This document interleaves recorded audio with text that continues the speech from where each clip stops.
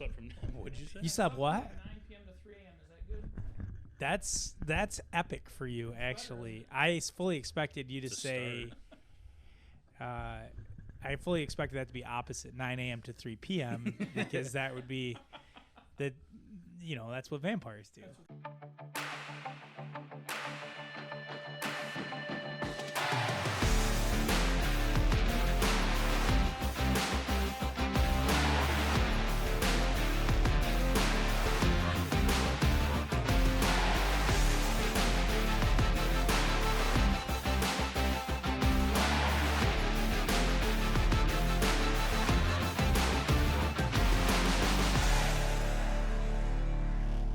So you guys are going to kind of chuckle at this. So we,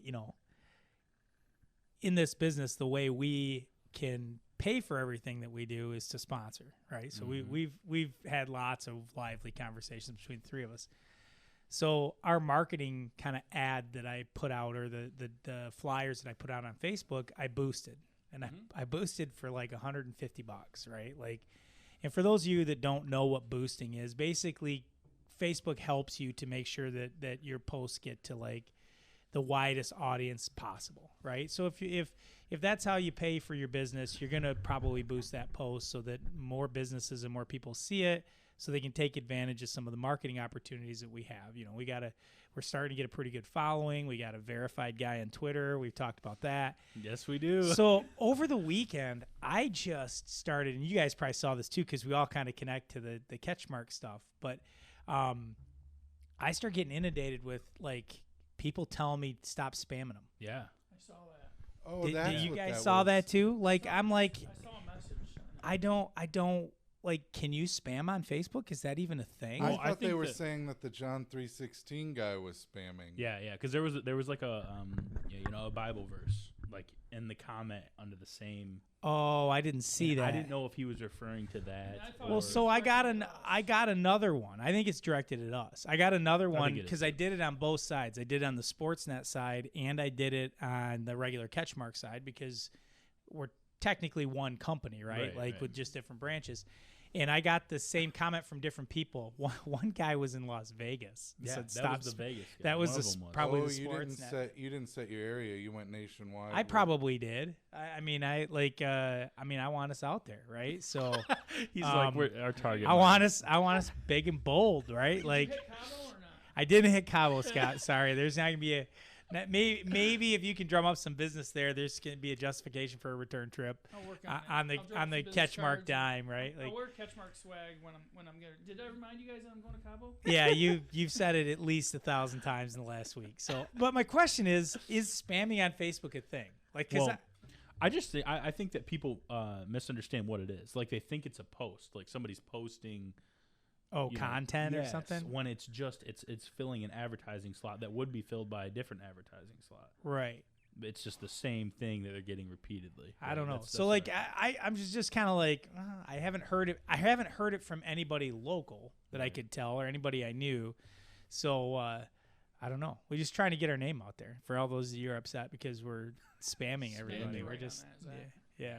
I think people they don't understand. So do you think it's appropriate that we boost posts? I mean, is that in this situation, because that's how, like you said, that's how any business like this, right? It's like, I want my salary to be able to be paid, right? I do a lot of hard work. Yeah, I mean, but that's the way it is across the board. Every company's like this. Every if it wasn't appropriate, like Meta wouldn't allow you to do it.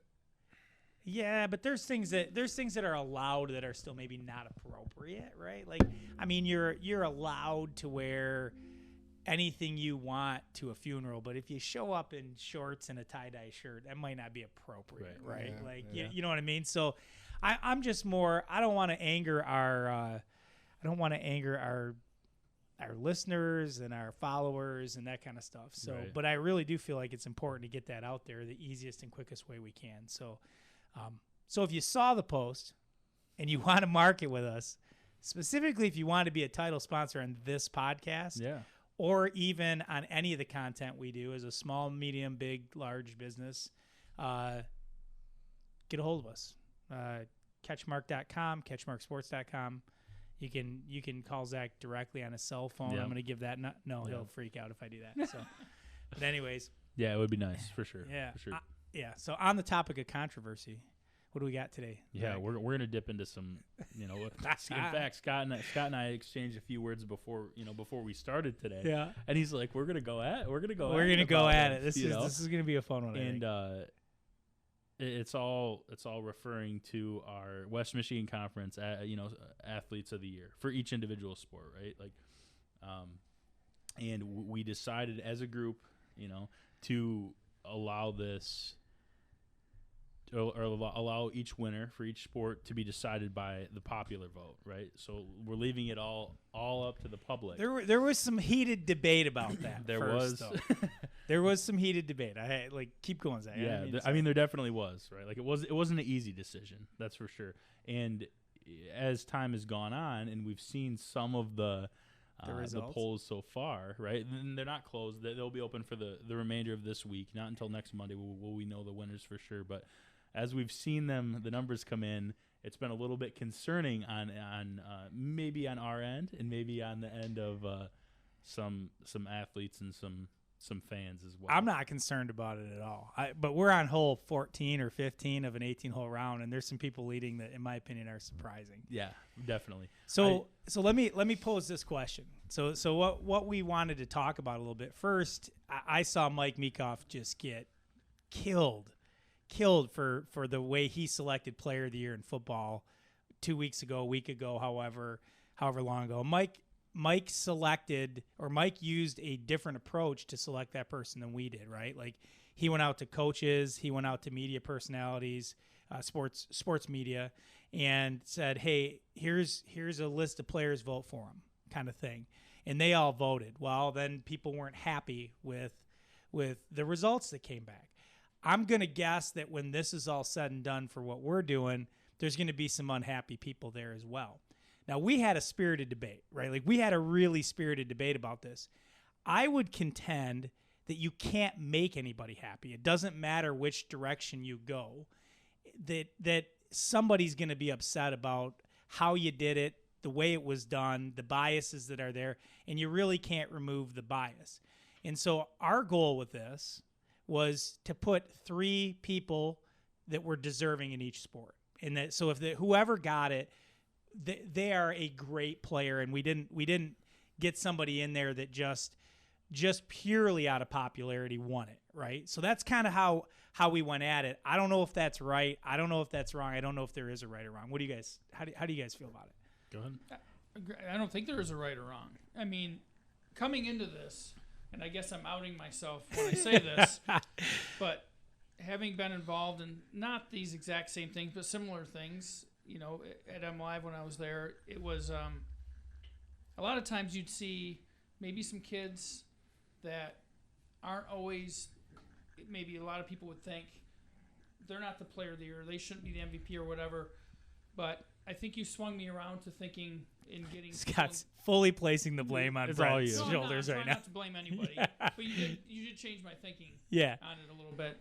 And you are right about no matter what. It doesn't matter. People are going to be upset no matter what. And that is true. And that's something that you learn when doing these. And it's just the way it is. And there's always going to be some kind of politics involved, whether you like it or not. I mean, we try to do it straight up. And I think our idea of coming up with 3 really good candidates for each sport, I think we did our due diligence with that. So, I mean, you kind of let the vote go where it may. I mean, you look at volleyball, for instance. You've got, Navia from Shelby, and you've got Rain from Whitehall. Going into this, I thought maybe Rain might have been the runaway favorite. But then having seen Navia play too, she's a freshman, 6'1", getting recruited by Division I. I mean, they're both great players. I mean, really, it's hard to really put one or the other. And then obviously Natalie Panucci's in that too, and she's another very good player in her own right. Honestly, that's the most surprising of that whole vote for me. Like, I knew Rain would get votes. I knew Navia, that's how you say her name, right? Would get votes. Yeah. I thought Panucci would get more votes. Oh, did I really did.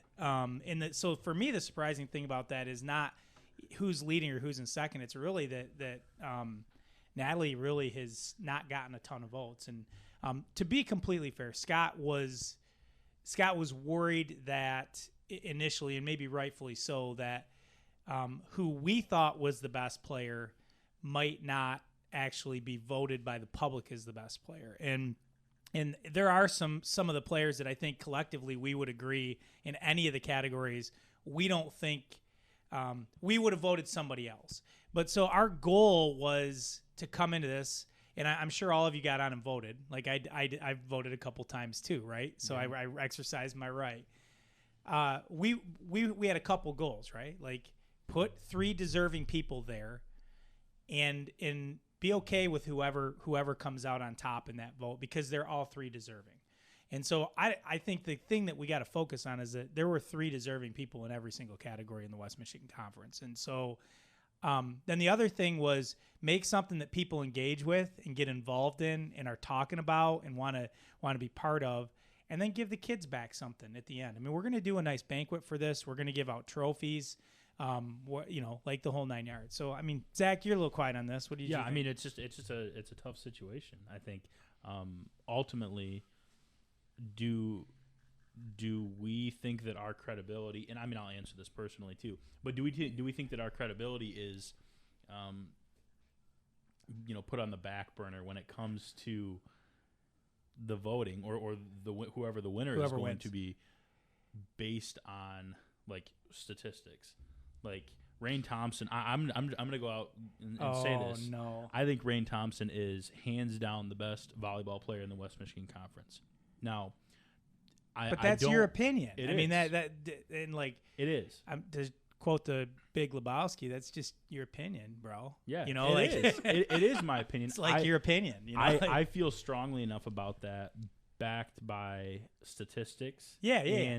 And the amount of coaches and respected media that I've talked to say that if I took a poll, if I gathered coaches nominations, or if I gathered media outlets nominations, she would be the front runner hands down. That's not discrediting the talent of Natalie or Nevaeh, because they're both excellent athletes. Mm-hmm. I just think that Rain's out in front.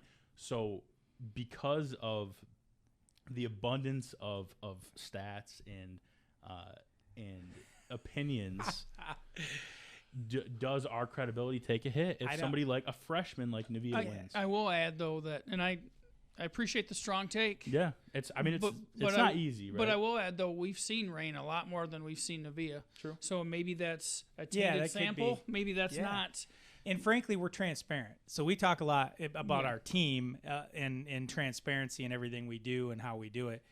The votes are out there. If you think Rain's better than Nevaeh or Natalie, get out and vote. So yeah, I mean, I think that it's your opinion, bro. I mean, I get it. Because somebody else who voted for Natalie might say the exact same thing, like based on what I've seen this year. Well, let's talk about stats then. Yeah. Let's bring that into the equation. Yep. Like, Rain's stats are the best in the conference. She has the most kills in the conference. Sure. And I mean, I can't remember exactly what it is. I'd have to dig up a little bit, but it's by quite a few kills. So let me. Yeah, so that's you can't argue stats. What right? school did he graduate from again? He did go to Whitehall. Yeah, there's a little bit of a Viking. Here. But I have another example. If you let me counter that, because this is the conversation that everybody gets into. Whether you're talking about the GOAT in a specific sport, whether you're like Wilt Chamberlain dominates professional basketball statistically, right? Like better than anybody. Yet he's not often. I mean, he's on the Mount Rushmore, but he's not often. Not many players would say he's the GOAT, right? So there's a lot of instances where the best statistical leader isn't necessarily always thought of as the best player. Mm-hmm. On top of that, if you have a running back that gains 1,500 yards in the West Michigan Conference versus your favorite conference, the CSAA, and that back gains 1,900 yards, who's the better back? Right. Well, I mean, that's kind of what happened with Meekoff's bowl, M7, right? Let's be honest. Yeah, Austin Fowler, a quarterback from Holton, good athlete, good quarterback. Great kid. Almost took player of the year from Mark Konechny, who is Shores' quarterback, And he did that. I mean, Fowler threw like 17 picks this year. Successful in the CSAA, you could say. Yeah, But if you compare the two the divisions that they play in and the conferences that they play in, I mean, well, that's the same thing with Piggy, right? Like he got one vote. I think that's a travesty, personally. Like I'm surprised that Piggy was even in there. I thought it would be Jake Price, and that's not a knock on Piggy. Piggy's a great player. I think they're both very good, but who do you pick sometimes too? And that kind of so that goes back to what I'm saying. I mean, it's. I think the idea is that that I think every one of those kids on Mike's list has done something during the season to really stand out, and I think that. I think that every method that you try to pick the best is flawed. There's bias. There can be errors. So like I guess that's my hot take on this.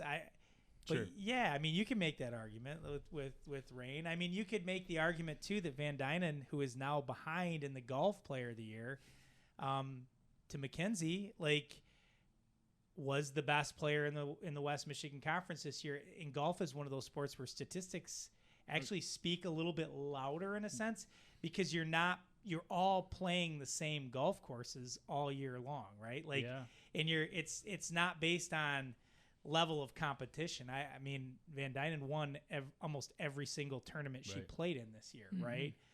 Individually finished better in the state at a higher, but you know, Mackenzie played on a state championship team. She had the best score, set a school record. Like, I mean, there's all these things. So basically what we did was punted. Right. And we said, you guys, so I don't think it impacts her credibility because the people chose. It's not on us, right? We put 3 people in there. We're not arguing about who are the 3.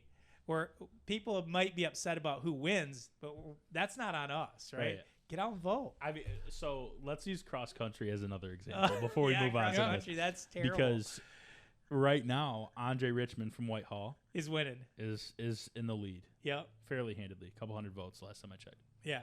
And Andre, great kid. Right. Good runner.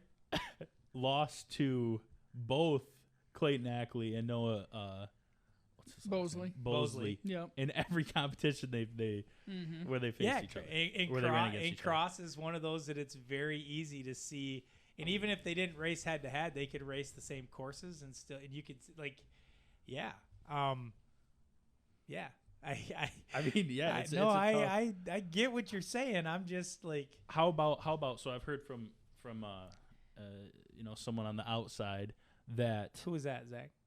I don't want someone close. You don't want to out him. Maybe a good friend or something. I feel like if you're gonna badger us on the back end, you should be ready to be outed. But I'm gonna let you make that choice. Yeah. So my dad and I, my dad and I, and we kind of went back and forth on this. Right. We went back and forth on this topic in general, and because he's a a big sports guy, he's been in the area a long time. He just had some questions about. The process and how we came to the decision. The decision to do this. And I think that overall, after talking to him a little bit more over the weekend, overall I think his biggest concern was why is the title not fan voted player of the year or people's choice player of the year or something along those lines. Oh, so the title. Right. I mean, aren't we arguing semantics at that point? Like, I mean, so like we have to put Van Dyke Mortgage player of the year because Mario and Nate have been great supporters of us, right? Like, so like I don't know. At that point, it's like everybody went on and voted. Everybody knows how it's done. Do I have to go say it to make it more transparent? In the polls that I used to do, I used to kind of point out, not in a headline, although maybe in a headline sometimes too, I would say so-and-so wins the fan poll, and I was just as straightforward as possible. You talk about situations in the past where you've seen athletes win a poll when you didn't think that they were deserving or you disagreed with the outcome, right? And it's tough because you don't want to bag on kids and any of the kids in a poll. Obviously they're all in there for a reason. But when you write a story, when you publish a story announcing the winner that you personally disagree with, do you try to make it evident that This isn't my decision. He's Scott DeVamp. I mean, like, he's the pro. Like, of course he does. He tries to, like... Not in this one, it will be just as you read it now, because that's what it is. I mean, this is what we agreed with. This is a little different because we agreed upon, the process, and I think it is. I think it is a good process, and it also we talked about this already. The importance of why we did what we did and how we did it, right? But I'm just saying, from your perspective, one of the examples you used when we were debating about how we should do this was that, right? Was the fact that there's been situations in the past where you're like, a popularity vote decided who was the best athlete, and I didn't agree with it. Now, granted, that was just a player of the week, and this is a player of the year, so this is a little more serious, I guess you'd say, than just a player of the week. Anything we ever did. There might have been an MVP, like who's the MVP of the area, but we'd turn around and have a dream team and have a player of the year, so we'd have our own team that we picked. Right. But, that's how that was different there. If Cameron Martinez or Brady Rose don't win the Muskegon area athlete of the year, or whichever poll it was, I can't remember exactly. Like last year, last year, the last 2 years, Okay, is someone's credibility is an institution's credibility damaged? Not if you're transparent in how you got there. If nobody knows how we got there, I think your credibility comes with transparency and honesty. And so if you're not honest about how you got there, that's what I loved about how Mike did it. Mike is like, hey, everybody that's complaining, here it is. This isn't, again, I'm comfortable that the three athletes that we put in each category, any of them are wonderful, and they're all deserving, right? But I would say the same thing. Like, if Brady Rose and Cam Martinez played in the same senior season, who wins?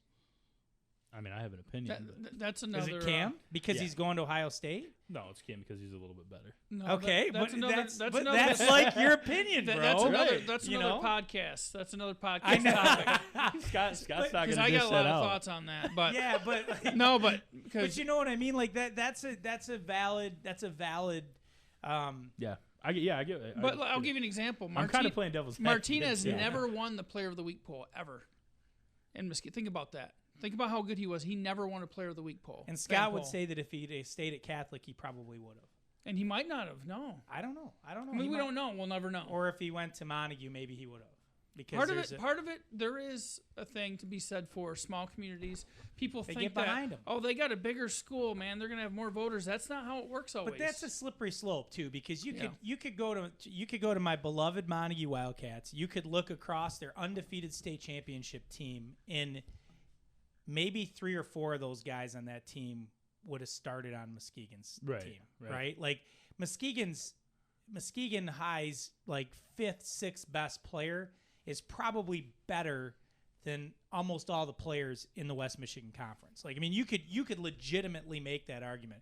I mean, even this year, right? Like, I'm looking when they played Shores. You look out there and you're looking at their linebackers are like the size of linemen, right? Like they're fat, and their fat is faster. They are faster than our running backs, right? Like it's just so like.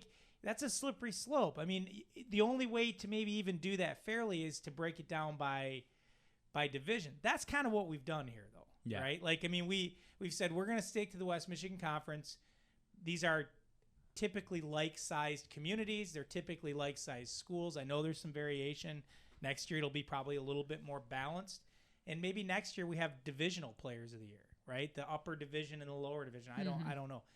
But it's all biased, guys. Like you look at Mike's poll. Like those are so-called the professional people that see these all the time, and I don't know that I agree with who came out and won that. Right? So I don't know, guys. Yeah, I don't think it's a perfect way. Interesting topic. Yeah, we needed to talk about it. So it needed to be addressed. How would your dad have suggested we do it then? Keep 50% of the vote with our panel. So then we're bougie, and we think we know better. At least we are disclosing our opinion. We're disclosing our picks. Is that our opinion? Yeah. Our opinion. Yeah. Yeah. We're not hiding behind a popular vote. Others have done it that way. Did he say that? No, that's me. That's me. I'm just stirring the pot. There's others have done it that way. There's different ways to do it. Yeah, for sure. And I mean, we keep talking about Mike, right? Yeah, and how he did it completely different, and it's still clearly a little flawed. Yeah. So here's another one that's coming out. That like the MLive Player of the Year is coming out. They award that every year. It's stayed in Muskegon the last 4 years. Mm-hmm. It was with Darius Jefferson and then Martinez twice and then Brady Rose, and there was no Muskegon kid this year. But there's the voting's not out yet, but it looks like there's a kid that maybe many people thought might win it, didn't. So who votes on that, Scott? I mean, there's a panel. There's a media panel which I'm a part of. Right. And then is that publicly released? Who those people voted for? It doesn't say who you voted for. It just the results. But I think they usually list who's on the panel. So but I would say. But it's the coaches and it's media basically, similar to Mike's. Yeah, I would say, and the reason I'm hesitating from saying exactly who I did vote for in every single one is because I don't want to skew the popular vote. I don't want somebody to think, Scott's Twitter following goes and follows and votes for him. Like that is why I would hold back from saying that. Yeah. But when you look at this, like transparency. I mean, transparency and honesty. We are 1,000% transparent in how this is being done. Everybody knows how it's selected. The live tallies are popping out there. You can see them. And I would say if you're upset about how this goes, if Whitehall is truly upset, people in Whitehall, the biggest or one of the biggest communities in the West Michigan Conference, get your butts out and vote. Yeah, right. Right? Like go vote. Like it's that easy, right? So I would challenge them if they're upset. I just thought of something we need to talk about. Go ahead. From yesterday to today, Rain Thompson doubled her votes. There you go. Like overnight. Yeah, because people saw that she and they're upset and it gets. I was shocked. She got 700 votes. Were you able to kind of get into the system and? No, you can't. First of all, you can't change votes. It doesn't work. Second of all, I wouldn't do that. I know. I'm just messing with you. Scott just question your intent. That's just like a vampire. Yeah, it gets in your head, messes with your mind. I wouldn't do that. I might leave him behind. Yeah, that's a tough pick, though. He's still salty about losing the picks. Yeah, it's hard. The whole thing's hard. I'm trying to take him down however I can now. Scott, I can't deal with you guys. All right. Moving on. Speaking of those picks, I don't know where we're going next. Are we going to football or not? What are you talking about? Where are you taking us? High school football. I got a couple of topics I want to talk about. Like about high school football? No. Or something else. Should we address them first or after? Your call. Let's wait, because sometimes topics ramble on a little bit. All right. What's that supposed to mean? I didn't say you specifically. Hey, can we take a quick pause? I need something to drink. Let me text Karen, see if she can bring. Let's see if this works. That's funny. That's even funnier. Yeah. So is it still going? It's going. Nice. Here, watch this. Can you bring? Maybe I'll leave this in. She will too, like 2 seconds. Mountain, because she loves me. 3. Oh man. 3. This is Zach's taking advantage. Do you want one too, Scott? I'm good, thank you. Are you sure? Yep, I'm good. I can easily say 4. Thank you. She probably heard me out there, actually. She came in earlier. So guess where I'm taking Billy today after our video shoot in Ravenna? Oh, no, where? You know where. You got to be the bar, the tavern? The pub? That's funny, because I guess we'll go to Lefties without you again. That's still salty. Kara's still salty from that whole evening. Yeah. Because I forgot my wallet. She might not bring you your pop now. She might not bring your Mountain Dew after, if she kind of brought that up. She's taking a bit. I don't know. Is she out there? Oh, I see a shadow. Oh, there she is. There she comes. 3, Kara. We needed 3. There you go. Say hi to everybody. Say hi to everybody, Kara. Hello. She is more upset at me that she might even be voiced on this podcast. She's like a vampire running from daylight. That's right. Here's Zach. You can have one of these. Away. She bringing one? Yeah, she'll get one. Okay. Okay, football. Let's talk about football. I thought football was done. All right. In the Muskegon area. However, I want to talk about some of the teams that the Muskegon area, or some of the teams that they would have ran into, right? That are just like insanely dominant. Specifically, Hudsonville Unity Christian. Are they broke you? Okay. You'll be happy to know. I'm not trying to hijack this, but I have to say this. Billy, are they parochial? You'll be happy to know. Trying to give you some airtime, I Billy. believe it says Christian in the name. So. Look at Division 7. You should be happy to see these results. Okay. The two public schools competing in the semifinals both won. They knocked out the parochials. Nice. So it's unusual, Puamo, but nice. Puamo versus Lawton. Yeah, and I think that's great, and I think that goes a little bit.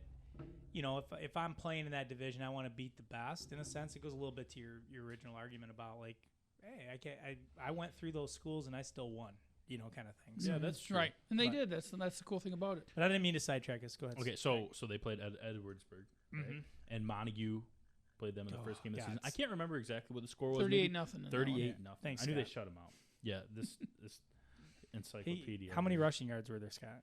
Rushing yards? Man, I don't know. Probably about don't believe this. 430 She's not to 120 probably. Zach's on the lam. He's AWOL. Oh, man, he's running right now. I volunteered to give him a soda. We're going to have What to keep happened? this afloat now with him gone or what? We can keep going. So what's who's left then? Who do we want to talk about? I'm How sure about you them and Zach. Dolphins? No, not the Dolphins. Yeah. There he comes. He didn't even get a dime out. What is that? It's a Red Bull.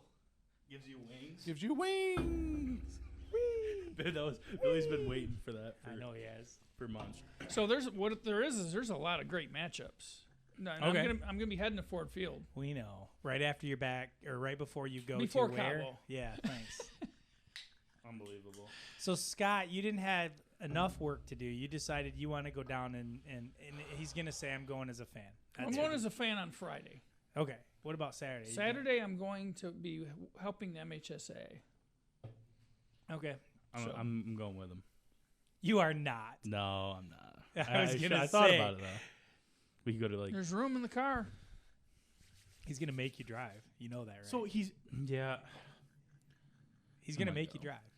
See, you gotta understand. I've been going to these things since. Here he goes. Scott, this could be a case study in servant leadership versus rewards leadership. That's our relationship in a nutshell right there. See, you got to understand. Nothing that Zach had any control over for the last 20 years. I've been driving to these things for 20 years. You got to understand. Zach's like, No, he can drive. That's fine. No. I wouldn't want to drive. I don't want to sit. I think the person who has the most Twitter followers should probably not drive so that they can tweet the whole time. I don't want to show. That's true. I don't want to show for this guy. It'll make him. It'll increase his. I don't think vampires drive themselves. Usually they fly, and you can't fly. So you're. Do vampires fly? Is that I'm gonna show my nerd so. cards. You're Don't like they? his familiar. All right, let's keep going. Matchups. Okay. I'm the vampire, but you're sucking all the life out of this podcast. Holy Let's go. cow. Okay, I'm going to let you lead this All right. a little bit because you're more familiar with with a lot of these teams. Hudsonville, the ones I wanted to mention were Hudsonville Unity Christian and Lawton, just because they played Catholic recently. I just thought the connections with Muskegon area teams, in addition to Grand Rapids Catholic. Yeah, and there's a lot of great games, but to your point, we'll start out with Hudsonville Unity Christian. Chelsea's surprisingly been ranked number 1 all year. They finished number 1. Unity Christian hasn't even been number 1, and look what they're doing to teams. They're just obliterating teams. So you mean another poll is flawed? Unity did to Edwardsburg what Ohio State did to Michigan State. Scott, you didn't have to go there. I had to. You I'm could've a left Michigan the whole State. podcast. Full disclosure, You got Sparty Stadium behind you. I'm a Michigan State grad. I can take my medicine. But that's. Do we want to talk about the big game this week? No, we'll talk about that later. We'll talk about that later. Okay, seriously though, this weekend. it was 58-8. 50. Think about that. Edwardsburg had given up 56 points all year. Yeah, that's crazy. Combined. Yeah, they're tearing teams up for sure. And they lost 58-8. So you think they're going to win the state title? God, I would hope so. Yes. They beat Zach, Grand Rapids Christian Zach, 75. that's like your opinion, man. Yeah, you know what? It's just a grain of salt, right? Got to play. If it's my opinion, yeah, they're going to win. Yeah, they're gonna roll for sure. In my opinion, but that's amazing. It is. It's crazy. I think that they are next level. To be honest with you, the kind of numbers that they've been putting up in the playoffs are ridiculous to me. Yeah. No. Yeah. Especially that deep. I mean, you see it every once in a while. Maybe a regional final where somebody made it out of a really weak region, but you start getting to that and it's that those are usually pretty good teams, right? I was reading a story too. The Edwardsburg coach's quotes are pretty strong. He's like, "That's the best team I've ever seen." And they face some pretty good teams. Some good Grand Rapids Catholic Central teams and some other really good teams, because that's the best team that I've ever coached against. No, and Edwardsburg's they're a historic program. I mean, they're every year they're good, right? Yeah. But yeah, no, that's crazy. Yeah. What else? What other matchups we got? Because I'll be completely honest with you, I've stopped really paying attention closely. Yeah. Once Muskegon's out, I try to keep track of the teams, specifically that, like, I know I'd either seen or I'd taken interest in throughout the year, like those schools. I kind of, to be honest with you, Grand Rapids Catholic Central's score surprised me too. Not that, I thought that they were good when I saw them, but Oak Ridge they were only up 7-0 against Oak Ridge. Yeah. 2 weeks ago. So I was kind of surprised they took care of business. I think that says a lot to how good Oak Ridge is. Yeah, good for Oak Ridge for giving them that battle like that. That's the toughest battle they've had, really, in the playoffs. So you mentioned Poamo and Lawton. Mm-hmm. I think that's just an awesome small school matchup. And wasn't Lawton the one you were talking about, like after you went to the game? Yeah, that was a team I was like, that's one of the better teams I'd seen this year. Now, granted, you got to take into account divisions and everything. Yeah. Like throwing them on the field against like a Muskegon Motor Shores, that's a different animal. But man, they have all the pieces, and they had their backs against the wall. They were up actually 13-0 on Luma Christi, and then they were down 20-13 late, and they get a turnover, I believe, drive down and score. The PAT is missed, but there was a penalty, so they they move the ball closer to the goal line. They go for 2, and they get it, and they win 21-20 over Lumen. They scored that touchdown with like 40 seconds left, something like that. Crazy. And then they held on. What was the penalty? I didn't see what the penalty was, if it was an offsides or it had to be an offsides. They were probably trying to jump to get the PAT. And, right. Yeah, that makes sense. Yeah, so they got another shot at it, went for 2, got it. So those are the games you like to see too. True. Right. Yeah. Those are the fun ones to watch. Yeah. Plus, Lawton's got like a cool story in my opinion, right? Like they've never had the success, at least from everything I know. They hadn't won a district championship until this year, right? Right. So this is their first district, and they're just on a roll. I love that. And their coach had a pretty good post game from what I could see. He just told the kids, Wade Waldrop told the kids, he's like, we're not talking about state title here. Our goal the whole time was we want to practice on Thanksgiving Day. You've heard coaches say that before, because that just maybe takes a little pressure off the kids and just says we need to focus on the preparation to get to the game, and they're still doing that. But if you can't win the game unless you take care of the preparation, all the little game. things, for sure, kind of cool. All right, what else we got? There's a couple other good games. One that's really of local interest is Warren De La Salle versus Traverse City Central in the 1:00 Friday game, Division II. That is 2 Orchard View grads squaring off as head coaches. Nice. Yep. Warren De La Salle is coached by Dan Roan. Yeah. And Traverse City Central is coached by Eric Sugars, the son of Jack Sugars. Jack also helps out his son, and which is kind of cool. I think Bill O'Connell's got some relatives on that Traverse City team as well. He's always going to games and checking them out. And Tim Odette, he's a Muskegon guy too. He's an assistant on the Traverse City Central crew. So, yeah, that's I saw De La Salle last year. They played Shores in the finals, and Shores got him.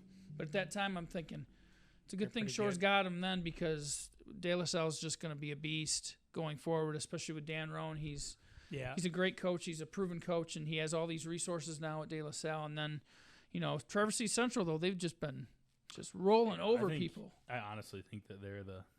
Seems like it might be their year almost, doesn't it? Yeah. When they destroyed Caledonia in the second half last week, I was like, holy cow. Because Caledonia took care of Shores pretty handedly.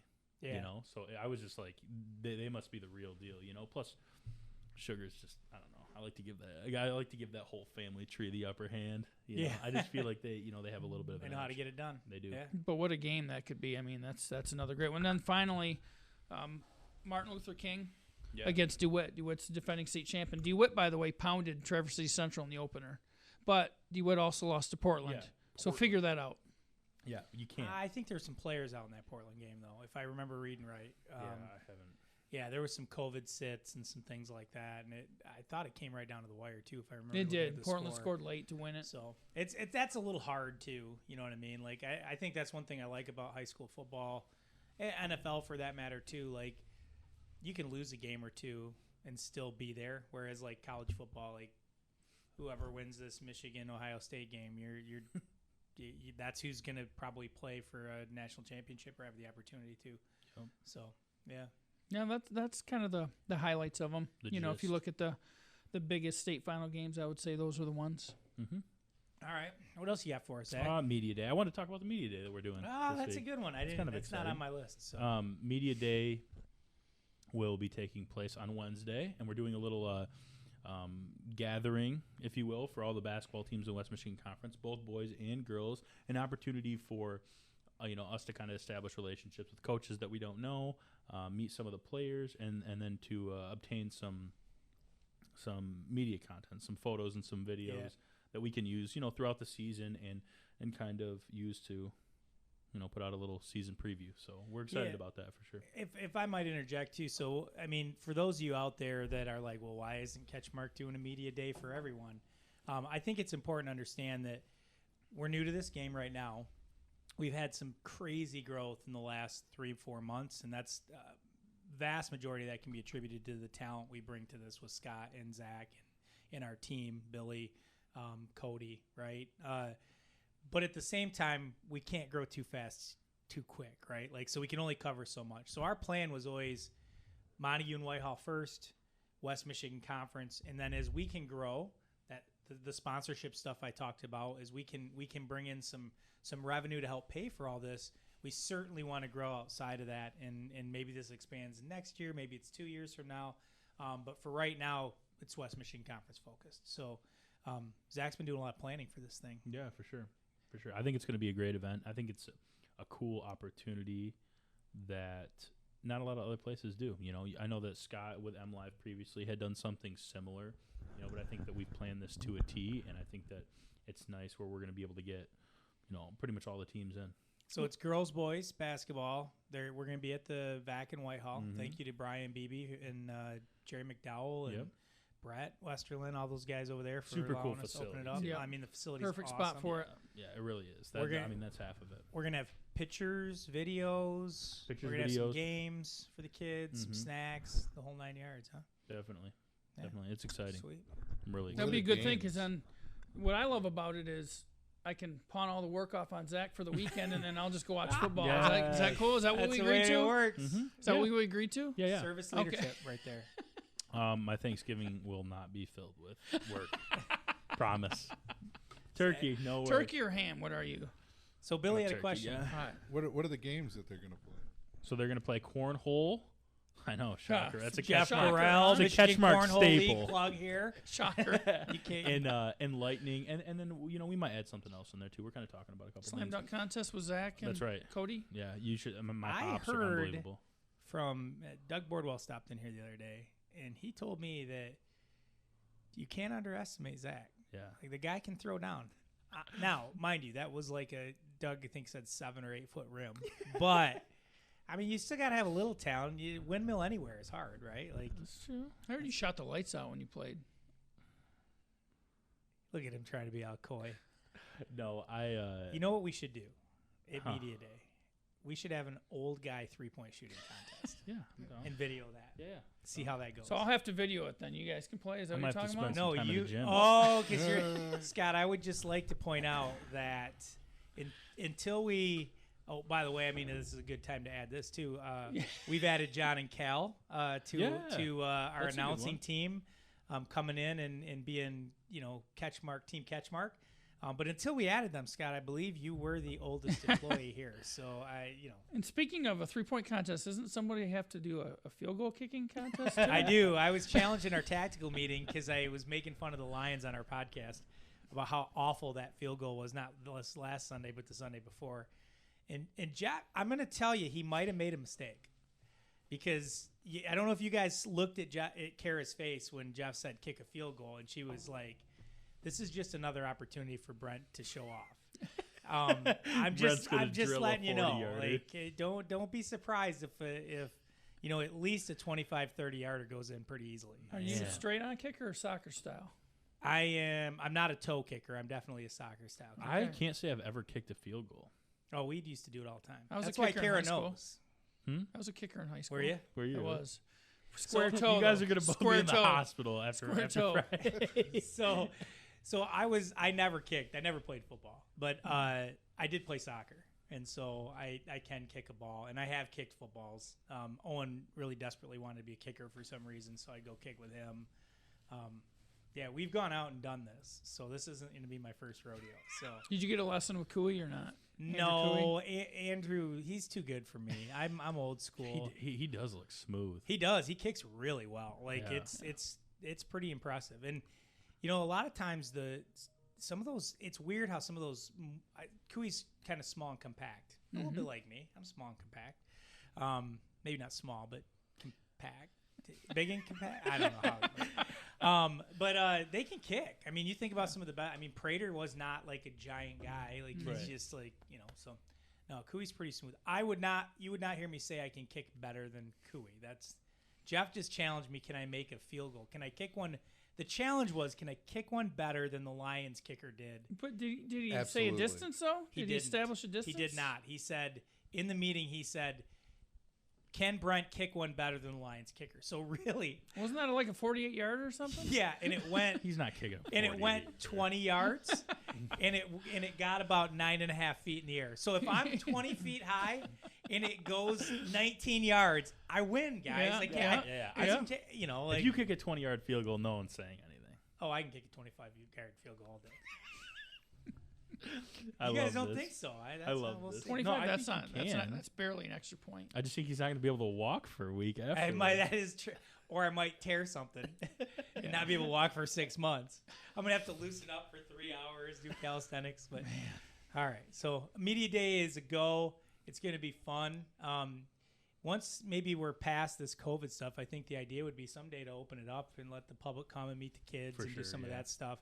But again, we're focused on the community, right? Like we want these kids to be showcased. We want people to see them, and we want to have a good time. So thanks for all your hard work, Zach. Seriously, for sure. It's going to be fun. I'm excited. It's been a team effort. It honestly has. There's too many parts to this, to just put it on one person. Yeah. Right? I haven't done anything for it, so like Zach's done a lot. Zach's done most of it. Zach's done a lot of it. So yes. All right, what else we got, Zach?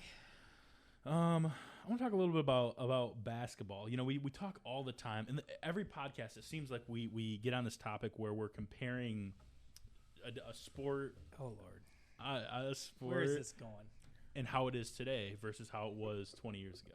Why are you looking at me when you say 20 years? Because you use this, you reference this stuff a lot. All right. And I specifically wanted to talk about, Scott and I were talking a little bit about I think it's 92 Dream Team. The 92 Dream Team versus the 2012 with LeBron. Not even a comparison. With LeBron, Kobe, and Durant. And then Magic, Jordan, and Bird. LeBron, is LeBron the guy that elbowed the Pistons player? LeBron? Why do we say Bird? So first off, you got a non-prime Bird who is still amazing. But you're leaving off Charles Barkley, David Robinson. Yeah, but we're just, wasn't Elijah one on that team too? I can't remember. It was just Elijah loaded. Christian Laettner was also on that team too. There's a lot of people on that team. Christian Laettner was on that team. Yeah, but they had 2 college picks, right? Right. Leitner was not a bad player either. No, we were just specifically talking about those 3-on-3. I think this was last week. We just mentioned 3 names. Yeah, and that's all it was. But it got me thinking a little bit about how much the individual sports have changed in general. I think basketball is extremely easy to measure, or one of the easiest to measure, because you can take the amount of 3-point shots that were taken back then versus now, and across all levels of basketball, like the 3-point game is just a massive priority. One of the things that people will always argue with why you can't compare eras, a lot of the guys from those eras will always say that the officiating has changed and defense has changed. I am not one. I firmly believe the 92 Dream Team was the best team of basketball players ever assembled anywhere. But I don't also fall back on the rules thing. I think if you put a LeBron James in that time frame, and he's brought up in that time frame, physically he figures it out, right? And the same way, I think if you take an MJ and he grows up in the era that we're in, he becomes maybe a different person because of the outside influences, right? And so my argument for those 2 eras are that it is the environments. I don't think you think about a great Celtics team or the Pistons bad boys in those eras, and you think about the Bulls. I feel like nowadays it's a it's a look at me era. I mean, probably for the last 15, 20 years, right? Like, I don't feel like they play as good of team basketball, team defense, team offense, team basketball. Larry Bird is going to get his in a Boston uniform, but if it's not there, he's gonna lead the team in assists or rebounds or whatever. That's kind of how I feel about the whole. I watched the Last Dance with Michael Jordan. MJ, and I was like super shocked at how arrogant Michael Jordan was in a lot of different ways. But because I always thought of MJ as like the king team player. Now, granted, I didn't know a ton. I wasn't alive during that time, right? So keep going. I'm sorry. No, just I kind of want to get your take on like how that era consists of so many. I think Bird is from everything I've read and everything I've seen, like Bird is like the ultimate team player. So I actually read an article about this. So Scottie Pippen's been out numerous times just blasting Michael Jordan, right? And so there's a couple Bulls teammates that have come to his aid, and I can't remember the guy's name. Williams, maybe. Scott will probably know. I can't remember his name. I just read an article yesterday about the fact that this guy brought up, he goes, Scotty's dragging Michael through the mud is not a good player. Michael came off as arrogant. And he said in his article, Michael never says this, but any time I text him, from the time I played with him until now, he responds. Now think about that. Michael Jordan, the greatest basketball player of all time, in my opinion, definitely up there with whoever you talk to, right? Mm-hmm. Like, team owner, 5 gazillion things. This guy is really like a footnote in basketball history. Like, the guy we're talking about, right? He's not an all-star. He's not a Hall of Fame guy. He's a nobody, really. He's just another NBA guy that came through and played with Michael. If that guy texts Michael Jordan, he responds. What do you think he said about Scottie Pippen? He's texted him numerous times over the last 20 years in crickets. He never gets a response. He never follows up. Interesting. I just think there's some little things in the back end that the PR spin. I think Scottie's trying to sell a book. I think you got to look at that. I think, and this guy went on quoted to say, I never had a problem with Michael Jordan, but that's because I came to practice. I was a professional. I did my job. I worked hard, and I put in the same level of effort. And he said, I had no problems. His comment was that if you didn't do that, you were going to have problems with Michael Jordan. Okay. And he was going to be arrogant, right? Like, and that was going to happen. So, I don't know. I think there's different perspectives with that. Perception's not reality either. A lot of times, what you see we is don't really know. No, is what you get. But then I also say a guy like Michael Jordan, to Brent's point, he's going to adapt to whatever the situation is and win because he's a winner. Winners. I know I hate to say this because it's so cliche, but winners win. They just do. They do what they have to do to get the job done, to kind of assimilate to a situation, and they have to, and they adjust. And I'm showing my age here, but of course I'm going to go with the 92 team just because, and I know this is boiling it down, maybe this is oversimplifying it. I just think maybe they're mentally tougher. I think those are some tough physical games. Not that the athletes now, you could certainly argue, are more. Physically, they're more athletic. Yep. I'm talking more from a mental attitude and just the team bond, just the team chemistry and everything. To kind of add to what you said about winners win, right? So last year I watched Montague basketball. I had kids on the team, right? And there were some games the year before that Montague lost that they probably shouldn't have, right? Tug Nichols, he's matured but he's not really a traditional basketball player. And then Drew Collins joins that team last year.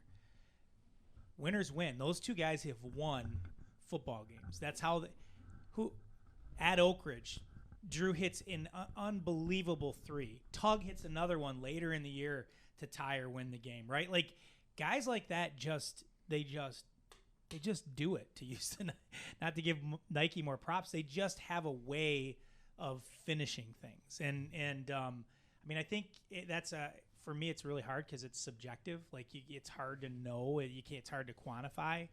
But yeah, I feel like there's very few players nowadays that's how they look at it. I think Michael Jordan wanted to win, and he wanted to win no matter what. I think Larry Bird was like that. I think Magic Johnson was like that. I think Isaiah Thomas. I think there's a lot of them there. Modern players wouldn't know how to deal with getting punched in the mouth. That's. I feel like that's kind of what it looks like. I don't know. So interesting. What do you think? Yeah, I mean it's. Who do you pick? I actually pick the '92 Dream Team. But I think that has a lot to do with, my family's influence growing up. And I also have a really hard time arguing the athletic ability of today's athletes in comparison. Right? What would Warren say? He would pick the '92 Dream Team as well. But again, I think that we talk sports all the time. Right? So can we talk a little bit though about I feel like everybody goes back to the athletic ability. There has never been a more athletic player in the NBA than Wilt Chamberlain. So I'm going to make that statement right here. He was stronger, faster, taller, could jump higher than any player, in my opinion, that's ever played in the NBA. And he played in the 60s and 70s, right? So, I think if you take a guy like that and you give him modern day, you're telling me Bill Russell on modern day equipment and training techniques, right. I don't know that the athlete has necessarily at their base level changed that much. I just think the training techniques are better, and if you supplements and there's a lot of factors. But I think that I totally get and agree with what you're saying. Yeah. But that doesn't change the fact that today's athletes are, generically speaking, more physically talented than they were 20, 30, 40, 50 years ago. The end product, I would say, and I would make the same argument that if you take I think older players are mentally tougher than the younger players, and I would say I would make the same argument if you take those younger players and you put them in that era and that's what they grew up in, they'd be mentally tough too. I think it's the culture and the way that they've come up that dictates that. I don't see there's a significant difference at their base in either generation. Mm-hmm. It's just in the outside influences. The only argument I would have to that is I think that the physical differences are much easier to measure. For example, you can measure the average vertical from 30, 40, 50 years ago to what it is now, and it's just a way higher. Yeah, so let's poke a hole in that too, right? The NBA has more teams and more players. So, in an era when Wilt played, there might have been 12 NBA teams. So the in those 12 teams, you're getting teams with the 40, 50 best players, 70, 80, however many, anywhere, right? Now, physically, so on average in their era, they're seeing better teams and better play than if you take the top 400 and you spread them out over a whole bunch of teams. Mm-hmm. Does that make sense? So, I mean, there's all these different factors that go into that. I would tell you, have you ever looked into a guy like Wilt Chamberlain? I mean, aside from some career highlights, like the fact that he scored the most points in a game with like don't even look at the stats. Look at the measurables. He was an All-American high jumper. He ran the 100-yard dash in the Division I level. He bench pressed 500 and some pounds. He was 7'1" or 2. The guy one year was told that he scored too much, so he led the NBA. I'm going to stats in rebounding and assists as a center. Right? There's some crazy stuff physically that guy did. Yeah. And I think you look at Bill Russell in the same way. These guys were. I think it's easy to say, oh, these guys were in a different era, so they weren't as good at athletes. I think that is sometimes at a certain level a misnomer. I don't think that's true. So that would be my, so hard to. I mean, that's why this is a constant debate, right? Between everybody. Have you looked at David Robinson back in the day? Yeah, no. Tell me there's a player in the current NBA that's physically. I would be hard pressed to believe that Shaq wouldn't give Wilt some kind of competition in their prime. Look it up. Yeah, I don't. Like I said, I haven't done enough research on that. But also, Wilt Chamberlain's in the Volleyball Hall of Fame, by the way, professional volleyball player at 40 or 50 years old, in the 80s. I don't know what to tell you. But you don't think if LeBron would have chose to play football that he couldn't have made it to the NFL? Yeah, that's true. But Wilt did that after he retired from the NBA and an NBA career in a past prime life. Maybe the dude that was his life goal was to become. So there are some videos. So he was in movies with Arnold Schwarzenegger, right? Yeah. And there are interviews with Arnold Schwarzenegger about how strong this guy was, Because you look at Will Chamberlain, you see this tall, gangly guy. Shaq would dominate him.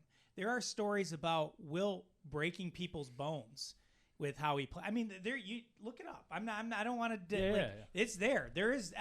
But most of the, I'll call it the younger generation, doesn't ever dig that far, right? Like, so you've got this guy that is everybody that played with him would say was the strongest guy in the league, even though he doesn't look like Shaq. A guy that's more athletic than Shaq, right? Like, how do you stop that in this league? Like, you know, and I don't know. I'm just saying, like, in an era when he got just hacked, you know. No, he didn't shoot free throws better than Shaq. They're both terrible, but like, you know, it is what it is. So, yeah. I mean, have you ever seen anybody average like 50 points a game for an entire season in any sport at any level anywhere? No. No. He did it at the pro level. Yeah. What about lead the NBA double digits over 20 in points and rebounds? Could you argue that he scored more points based on the fact that the 3-point line didn't exist? Like, sure. Most of the points were scored inside the paint back then. Yeah, you could also argue that defenses are now more spread out and they're not packed into the paint. So that you could argue that he had 6 guys on him, where nowadays a modern center is going to have one. He's a one-on-one, and anybody that played with Wilt said you triple teamed him if you wanted to stop him, and you still didn't stop him. Maybe he's just like a freak. He's just like a once-in-a-lifetime freak. But you could make that argument about any of the guards in that era too, who didn't have the 3-point line. You know. Yep. Pistol Pete Maravich shot 70% from the 3-point line in the one season they had it when he played. What would his scoring average have been? Right. If they had the 3-point line when his entire career, you know, but post prime. It's a fun conversation. Yeah, it is. And like I said, there's a reason why it's a hot topic for everybody. Yeah, right? It is. It is. You got to get going. Yep. We have to get to our next assignment. What's our next assignment? We are heading out to Ravenna to talk to Mr. Keegan Swan, Ravenna football player, for a profile of the week. Oh, yeah. That'll be good. Super That'll be exciting. Good yep. Yeah, that's good. We're heading out there, and we may even make a pit stop at the Ravenna pub. Unbelievable. There you go. For Billy. Unbelievable. Can you get me in big I got trouble? Billy's attention. Billy's attention. Billy Food? snapped What? right Food? up. He was What? snoozing over there in the corner until that He happened. fell asleep. Billy, weight loss challenge. Keep it right here. Yeah. It's Yeah, real? I'd eat 3 lunches. So I've got 2 things that don't want to talk about today, but I want to get it on the docket. Yep. And Zach's gonna laugh when we talk about this, and so is Scott a little bit too. So we have arguments here at CatchMark all the time about how good is good enough and what do we need to do. So I think it's appropriate to just talk through that, and I would love to get listener feedback and some of that stuff and see what people thought about. Is there a value of great photography over good photography in sports? What do they want to see, more pictures or better pictures, or both, right? Like, what makes them click, or why do they read an article, right? Like, what drives that? What drives people? Because I go in like 10 different directions with this at times, right? Like, and then talk about that also from maybe the writing side too, Scott. And this is where I think you and I have talked about this. Like, what does this look like? Like, how does modern sports writing different than maybe when you started, or even before you started? Like, because it's definitely changed, right? Mm-hmm. And what do people want to see in a story? So I think those are a couple. We don't need to talk about that today. We'll go way long. We definitely should, though. That would be a whole hour, definitely. Yeah. So all right. I think that's going to do it. Thank you for tuning in to the CatchMark SportsNet podcast. This is episode 5 with Scott DeCamp, our fearless leader Brent Raeth, and Zach Zweigle. We'll see you guys next time. peace. See ya.